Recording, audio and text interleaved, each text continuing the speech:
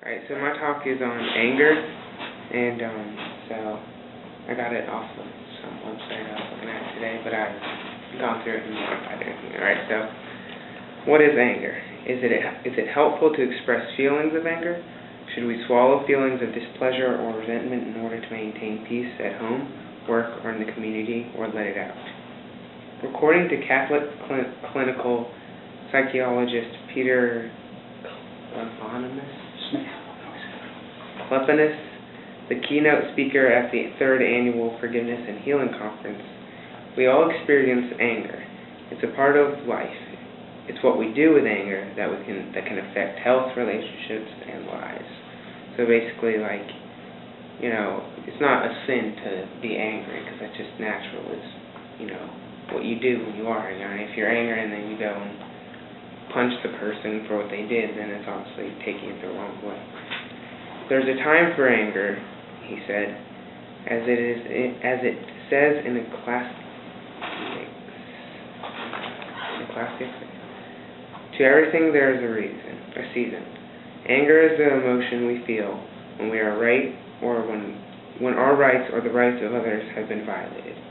It can be good emotion and can provide us with energy and make it better. Anger can be a sign that there is need for healing. He introduced some of the origins of anger: unjust hurts or loss, character weaknesses such as selfishness, negative parental, peer, or cultural modeling, or abuse, whether physical, emotional, sexual, or neglect. External influences can play a major role in cause anger: controlling or emotional distant parents, marital problems, and poverty, to name a few. Anger falls into 3 categories, he said. There is appropriate anger caused by hurting or wounding, excessive anger where the punishment doesn't fit the crime, and misdirected anger, when anger is taken out on an innocent someone or something. Obviously, excessive and misdirected anger can be dangerous, but there are pitfalls in expressing even appropriate anger. First, it doesn't resolve the anger. Letting it all hang out can harm relationships, create mistrust, and cause physical, emotional, and spiritual damage. Klepenis said that anger is not fully resolved until the anger one makes the decision to forgive. Forgiveness is the act of will. Holding a grudge may be easier, but it leads to a person to become a prisoner of the past. It can have an adverse effect on relationships and careers. St. Paul said that in the letter to the Ephesians, "Be angry, but do not sin.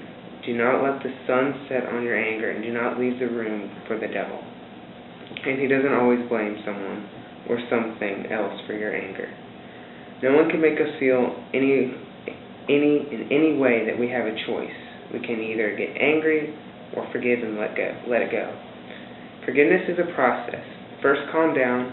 Do not discuss anger or disappointment with the other person while you're still under the collar. After your anger diminishes, communicate calmly. Timeout is not just for children.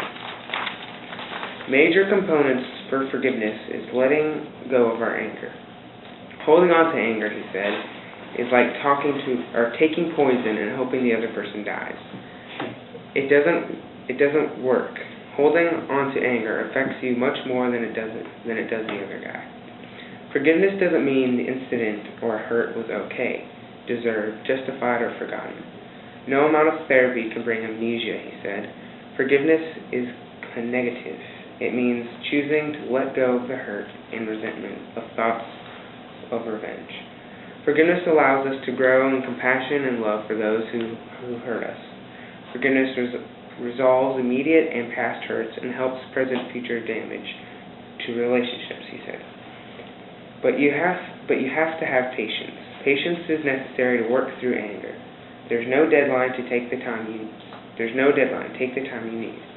Make the decisions to work at forgiveness every day. It gets easier the more often you do it. There are benefits to forgiveness besides decreasing feelings of anger. Moodiness, sadness, and anxiety diminish. Confidence grows. Forgiveness improves thinking processes, builds trust and strengthens loving relationships. Letting go of pent-up anger and help heal physical aches and pains and emotional problems. Working on habitual forgiveness brings about a sea of change in people. Sooner or later it occurs to them, if so many people have hurt me that I need to forgive, how many people have I hurt that need to forgive me? This transformation takes humility. The sacraments, especially reconciliation and the Eucharist, as well as the daily prayers, are big helps. He concluded, true healing, change, and growth can only come when God is invited to be a part of the process. That's it.